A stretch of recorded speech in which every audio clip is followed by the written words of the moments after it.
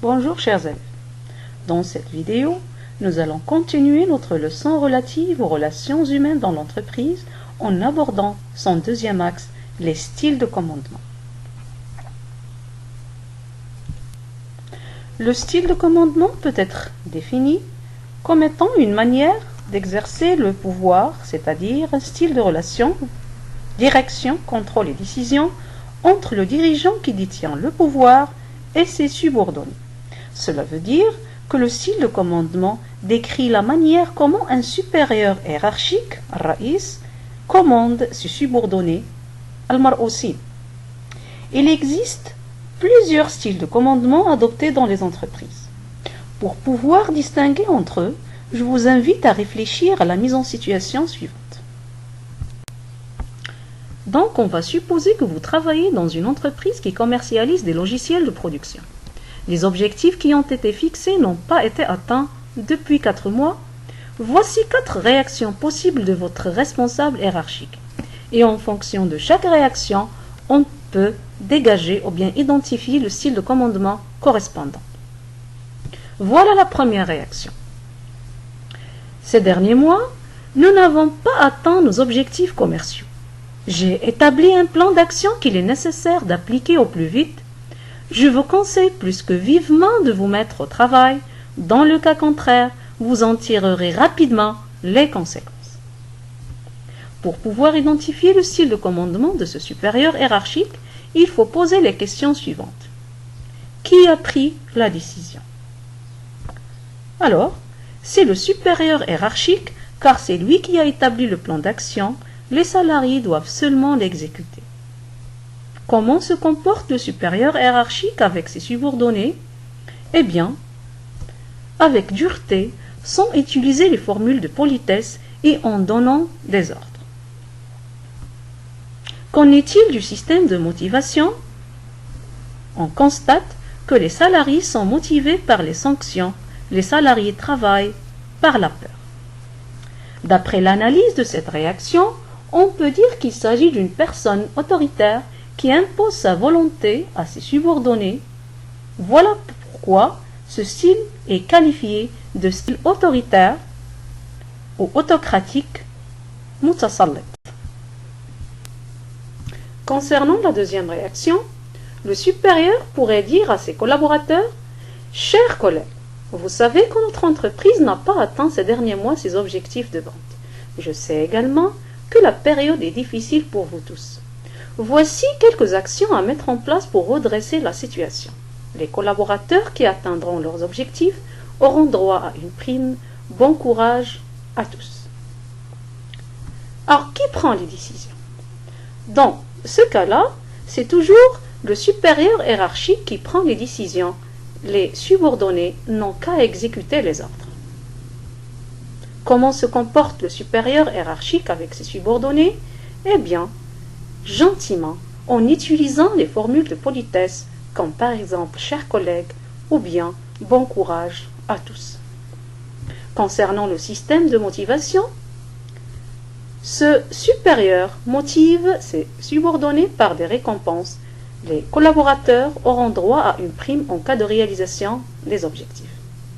On constate qu'il y a une différence par rapport au premier style au niveau du comportement et du style ou bien du système de motivation, mais la ressemblance concerne la prise de décision qui reste toujours entre les mains du supérieur. On constate aussi qu'il les traite comme des mineurs en cherchant même à leur trouver des excuses, mais en fin de compte, c'est lui qui impose sa volonté en leur donnant des ordres. Pour cela, ce style est qualifié de paternaliste, car il ressemble à la relation que pourrait entretenir un père avec ses enfants. Dans la troisième réaction, le supérieur hiérarchique pourrait dire « Chers collègues, nous n'avons pas réussi à atteindre nos objectifs ces derniers mois. Merci de me communiquer vos idées et solutions afin que je puisse mettre en place un plan d'action. » Qui prend les décisions? C'est le supérieur hiérarchique, mais après consultation de ses collaborateurs. Les décisions seront prises sur la base des suggestions des collaborateurs. Comment se comporte le supérieur hiérarchique avec ses subordonnés? On constate qu'il y a une relation de respect et de confiance. Qu'en est-il du système de motivation? Eh bien, il s'agit d'une motivation par l'implication des salariés dans la prise de décision.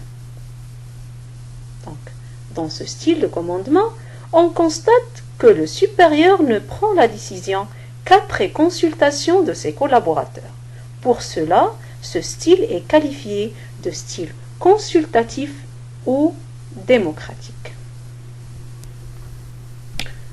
Concernant la dernière réaction, le supérieur hiérarchique pourrait dire à ses subordonnés « Chers collègues, nos ventes n'ont pas atteint le niveau escompté ces derniers mois. Veuillez vous réunir pour trouver les solutions à cette situation. Et n'oubliez pas que chacun d'entre vous a des objectifs à atteindre. »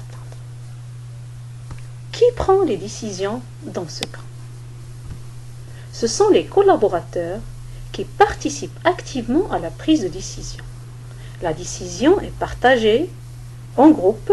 Le supérieur les invite à se réunir pour trouver des solutions à la situation. Comment se comporte le supérieur hiérarchique avec ses subordonnés? Il y a ici une relation de respect et de confiance absolue. Concernant le système de motivation, alors la motivation est faite par la participation active des salariés dans la prise de décision. On constate que la prise de décision est faite de façon collégiale, c'est-à-dire en groupe. Les salariés participent à la prise de décision, donc il s'agit d'un style de commandement participatif. À partir de cette mise en situation, on a pu recenser 4 styles de commandement selon Rensis-Likart. Il s'agit du style autoritaire, ou bien on parle du management autoritaire, du style paternaliste, consultatif et finalement participatif. Pour ce qui est du style autoritaire, alors il se caractérise par une communication à sens unique, du supérieur hiérarchique vers le subordonné. Ce supérieur hiérarchique ne fait aucune confiance à ses collaborateurs et il utilise la peur et la sanction comme moyen d'incitation. Concernant le style paternaliste, on constate qu'il y a une faible décentralisation dans les décisions mineures. Il y a une utilisation des menaces, mais surtout des récompenses comme moyen d'incitation pour pousser les salariés à travailler. Le style consultatif se caractérise par un travail en équipe et une implication du personnel, une consultation systématique des subordonnés dans la prise de décision. Le dernier style, le style participatif, se caractérise par une coopération forte et un esprit d'équipe développé. Les salariés participent activement dans la prise de décision. Maintenant, je vous propose l'application suivante pour mettre en pratique vos acquis. Pour profiter pleinement de cette application, je vous prie de mettre en pause cette vidéo, de prendre le temps nécessaire pour lire le document et de réaliser le travail à faire avant de voir la correction. Après la lecture du document, on peut dire que le style de commandement adopté par l'entreprise est un style participatif car le directeur adopte une approche managériale participative qui se base sur la compétence. La deuxième question concernant les avantages et les limites. Ici, il s'agit de mener une réflexion pour recenser un certain nombre d'avantages et de limites liés à ce style de commandement.